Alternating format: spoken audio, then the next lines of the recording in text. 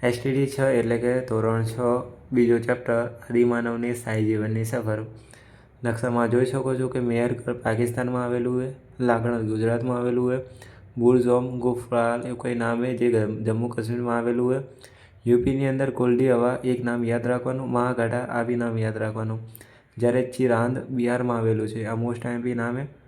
માનવ વસાહત પ્લસ પશુપાલન આ તમામ જગ્યાએથી માનવ વસાહત પણ મળી આવેલી છે, સાથે પશુપાલન પણ મળી આવેલું છે।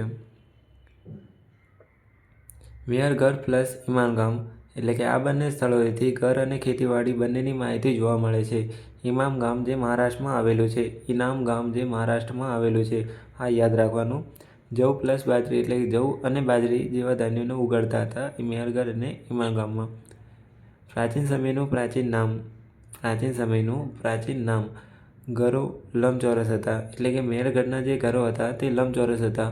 પણ પૂછવામાં આવે કે મહારાષ્ટ્રમાં આવેલું ઇનામ ગાંવ કે જ્યાં ઘરો કેવા હતા, તો તમારે યાદ રાખવાનું ઘરો ગોળ હતા। કેવા હતા? ગોળ હતા।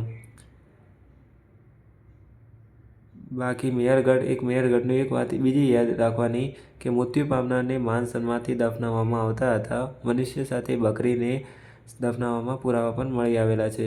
તો મેહરગઢમાં કોમન એટલે કે માન સન્માનમાં ઓકે। ઇનામ ગામ યાદ રાખવાનું કે બાળકોના મૃતદેહ અવશેષો મળ્યા છે। પૂછવામાં આવે કે બાળકોના મૃતદેહના અવશેષો ક્યાંથી મળી આવેલા છે, તો ઇનામ ગામ બરાબર એ કંઈ યાદ રાખવાનું। અને તેઓ કયા ઘરમાં રહેતા? તે ગોળ ઘરોમાં રહેતા હતા।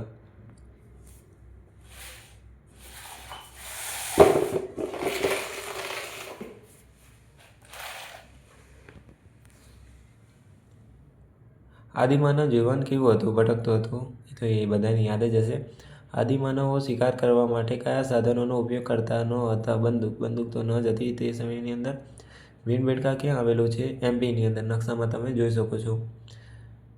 સ્થાયી જીવનની આદિમાનવે કેવી પ્રવૃત્તિઓ શરૂ કરી ન હતી? ખુશી।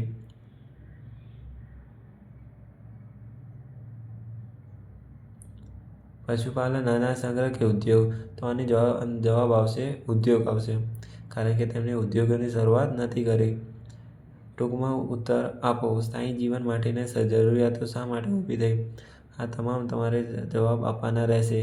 તમે